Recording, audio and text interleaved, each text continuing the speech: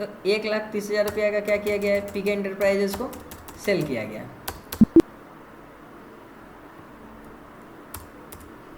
चलिए दूसरा क्वेश्चन क्या करा है, दूसरा क्वेश्चन आपको नीचे पढ़नी है इसी में।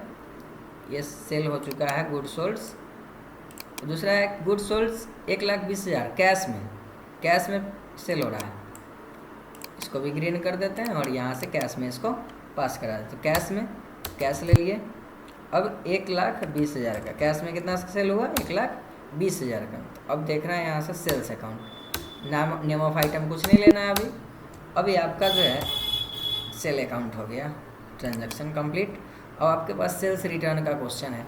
तो यह देख रहे हैं यहाँ पर 15,000 रुपया सेल रिटर्न RS 20,000 रुपया, रिफंडेबल कैश डेटेड इतना। ये देखेंगे 1,20,000 का क्या हुआ है, सेल रिटर्न हुआ है कैश में, बैंक में कोई ट्रांजैक्शन नहीं हुआ है। तो इसके लिए डेबिट नोट लगाना है। क्या लगाना है, डेबिट नोट। चलिए देखते हैं डेबिट नोट। तो डेबिट नोट यहाँ पर देखेंगे। और डेबिट नोट में क्या करते हैं, तो जब भी आपके पास यहाँ पर क्वेश्चन कह रहा है, देखेंगे कि अगर कोई ग्राहक आपसे सामान खरीदता है और वो सामान रिटर्न आ जाता है तो उस ट्रांजैक्शन को हम लोग डेबिट नोट बोलते हैं और डेबिट नोट वाउचर में एंट्री करते हैं। कैसे एंट्री करते हैं, तो सेम एंट्री आपको करना है।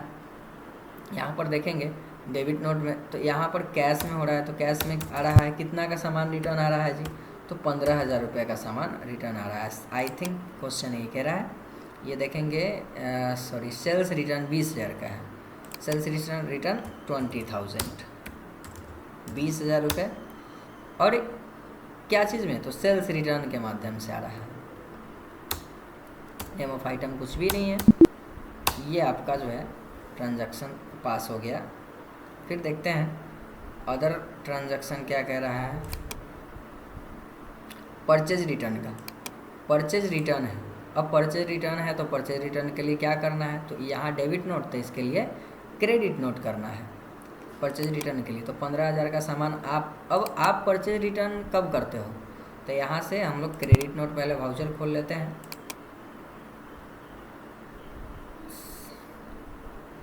सॉरी, डेबिट नोट, यहाँ पे something is mistake. Credit note sales voucher के लिए था। हम लोगों ने यहाँ पे थोड़ा सा मिस्टेक करा है, कोई दिक्कत नहीं है।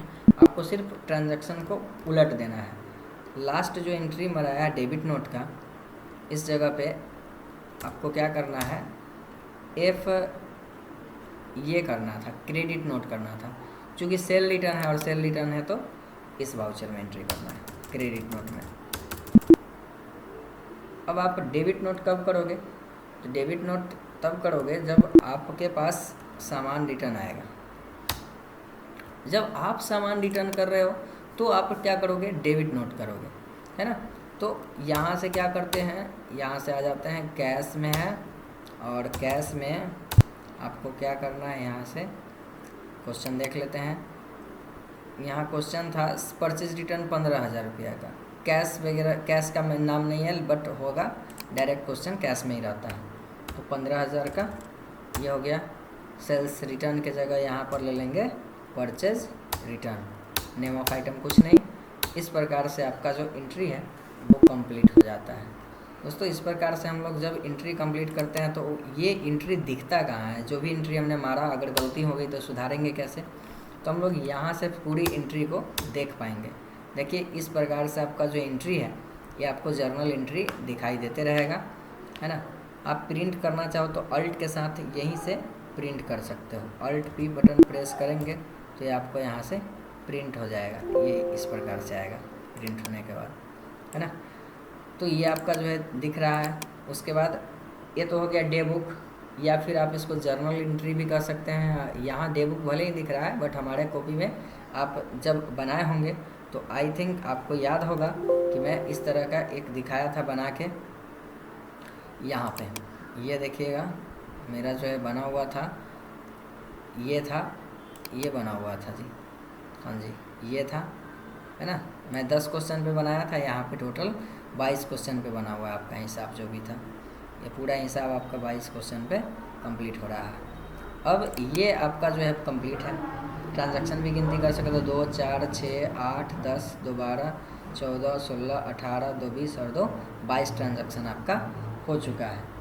अब यहाँ से बैलेंस मिला सकते हैं हम लोग। बैलेंस शीट पर जब आते हैं तो हम देख सकते हैं कि 5,15,000 का टोटल जो है ट्रांजैक्शन हुआ है और 83,000 कुछ रुपया का प्रॉफिट एंड लॉस अकाउंट में दिखाई दे रहा है। प्रॉफिट एंड लॉस अकाउंट कितना का जा रहा है? 83,000 का। अब कैसे जा रहा है, क्या जा रहा है, तो हम लोगों को चेक करने के लिए यहाँ पर रिपोर्टिंग सेक्शन एक बार ध्यान देना पड़ता है। देखिए सबसे पहले हम लोगों ने क्या करा था, जब बनाया इसको तो हम लोगों ने देखा कि सबसे पहले यहाँ से जब ट्रांजैक्शन कर लेते हैं तो दूसरा बन जाता है लेजर पोस्टिंग होता है। तो लेजर पोस्टिंग आप चेक कर सकते हो, यहाँ भी देखेंगे लेजर पोस्टिंग किस प्रकार से करते हैं। तो ये जो क्वेश्चन मेरा जो बना हुआ है लेजर, वो 10 क्वेश्चन पर ही था, इसलिए आप डाटा मैच कराओगे तो डाटा मैच नहीं करेगा। बट आप लेजर पोस्टिंग को इस प्रकार से देखते हैं, डिस्प्ले में जाना है, अकाउंट बुक में जाना है और लेजर में जाना है। और जिस बैंक का लेजर देखना चाहते हैं उस बैंक, अब कैपिटल का देखना चाहते हैं तो देखिए कैपिटल में क्या है, तो ये आपको कैपिटल में इतना क्रेडिट इतना डेबिट दिख रहा है।